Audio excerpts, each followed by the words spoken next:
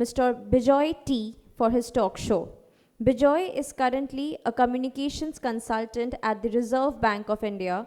In his almost 20-year career, Bijoy was an award-winning financial journalist for 17 plus years. He also teaches media subjects at multiple colleges.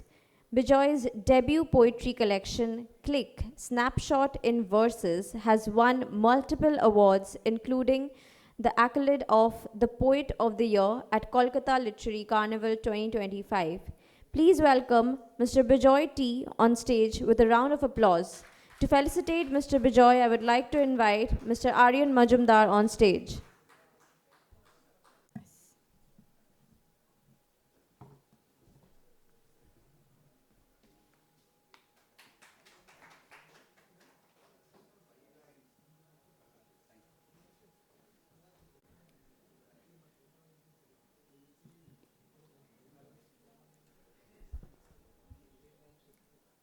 Fit Fat Fatty went to a party.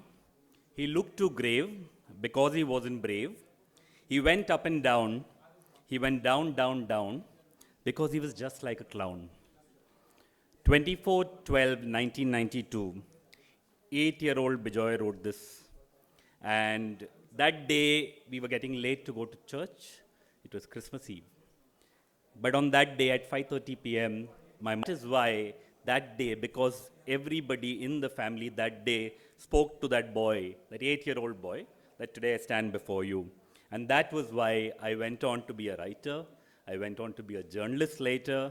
I went on to be a communications consultant with RBI. And if people haven't seen it, there's a Geo Hotstar web series that we have made on RBI that's available, 5-part web series that's part of the project that I was working on. So thank you so much, Ukyoto and Arjun, for inviting me to speak here. This is an extremely personal collection that I'm going to talk about. It's my debut collection, but it's called Click, Snapshots in Verse. Why did I publish? When my dad turned 80 about 2.5 years ago, he said, I've seen articles by you in newspapers, I've seen your work as a journalist, but will I ever get to see something with your name on it, a book with your name on it? And it was my 80-year-old dad. Like I said, my mom, when I was 8 years old, encouraged me, and my 8-year-old dad said, when will I get to hold something that you have written? And that is when I decided to publish. And this is a personal collection. It's got 21 poems. It's called Click, Snapshots in Verse. It's got a bunch of albums cover, which I have done. Personally done because this is the photograph of my brother. One morning he left for college, and in a very Bombay style, he didn't come back. He fell from the train and passed. So the book is dedicated to my brother Anil, and that's the last photograph that we have of him. And there's a small photograph of the three of us here, and unfortunately the two other people in the photograph have passed. So the book is dedicated to the memory of my brother, and the poem that's not there in the collection is what 15-year-old Bijoy wrote for his brother, and that's what I will read to you, so that you actually decide to buy the book. It's called Farewell, O Beloved. Gone is he who loved so dear, gone the soothing voice we loved to hear, gone the memories we shared together, gone the years we spent with each other. How shall we forget that cheerful face which all our tensions did erase? In heaven there must be a vacant room for a flower plucked before it could bloom. We all were struck by profound grief on realizing that you had attained ultimate relief. A light is gone out of our lives today. On hearing the news, that's all I could say. So quickly did you die, not giving us a chance to say a final goodbye. Your death was even more tragic, as you were neither aged nor sick. You left us all at such an innocent age, and so you were as pure as a saint or sage. Your motto in life was always to give, to which you struck as long as you did live. You came, you saw, you went. Fragrance to our lives you did lend. Although you left us as a mortal, we pray that your faith and deeds grant your soul peace immortal. That's 15-year-old Bijoy, so pardon me for the rhyme scheme and everything, but that's extremely emotional to me. Why do I write? A lot of times when I was thinking of what I will speak on, they can speak on the poems, they can read out a bunch of my poems, but why do I write? I write because an image triggers something that I want to write about. Okay, a word can trigger. So the other day, somebody was talking to me, and they used the word fire, and the word fire went to the word cauterize. Cauterize is healing with fire. Okay, when you burn with fire, and I ended up writing a poem with the word cauterize in it, and that's the imagery of that poem, that you burn with, and you heal because there is fire. The fire is the beginning of healing in that sense. So that's the idea of writing. Sometimes it's an image. Okay, so there is a bunch of, I used to do a whole series online called Short Love Stories. So an image of, or another set of words, right? So an image of a woman standing at a window, okay, is an image that I wrote with.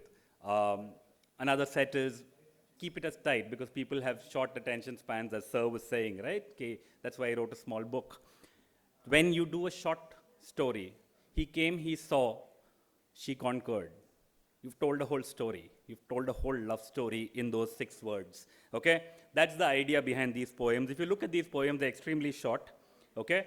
The idea is that these poems will trigger memories. These memories will trigger nostalgia. Okay? And suddenly you will find that with me triggering that image, you have gone into a world of your own nostalgia. And that's the idea behind Click, snapshots in verse. And why are they called snapshots in verse? It's because a lot of times the images need to be triggered. The word will trigger an image, or something you see will trigger an image, and that's why I've done it.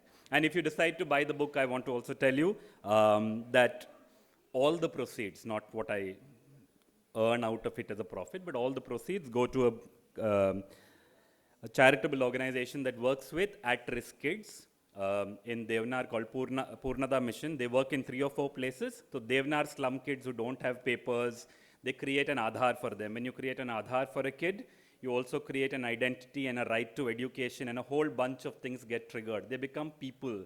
They become more than just that, that child who picks up this. So it's run by someone I know, which is why I'm talking about Purnata Mission. If you don't know about it, I'm happy to, if you don't buy the book also, if you just want to come and talk about Purnata, I'll be happy to talk about it. But every single buck that you spend on this book, it's available on Amazon, it's available on all platforms, will go to that, because I did not want to take anything out of something which is dedicated to my brother. I wanted all the money to go to something good. So that's it from me. I hope I have been able to take you down a little bit of, a memory lane. I'm going to read out one poem from the book just to get your this in. So the first poem I read was from the first decade of my life. The second poem I read was from the second decade of my life. The third poem I'm going to read is written in the third decade of my life. It's called Bitter Patter. Okay? As the clouds rained down on her roof, she felt the water run down her face. And as the pitter patter on her roof increased, she sighed for some pitter patter in her home. Okay?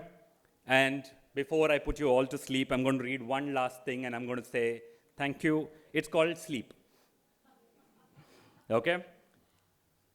Written in the current decade of my life, which is the 4th decade. Okay? With weary eyes, I embraced you, hoping to rest for a few hours. You hugged me back forever. Thank you so much. Thank you, thank you.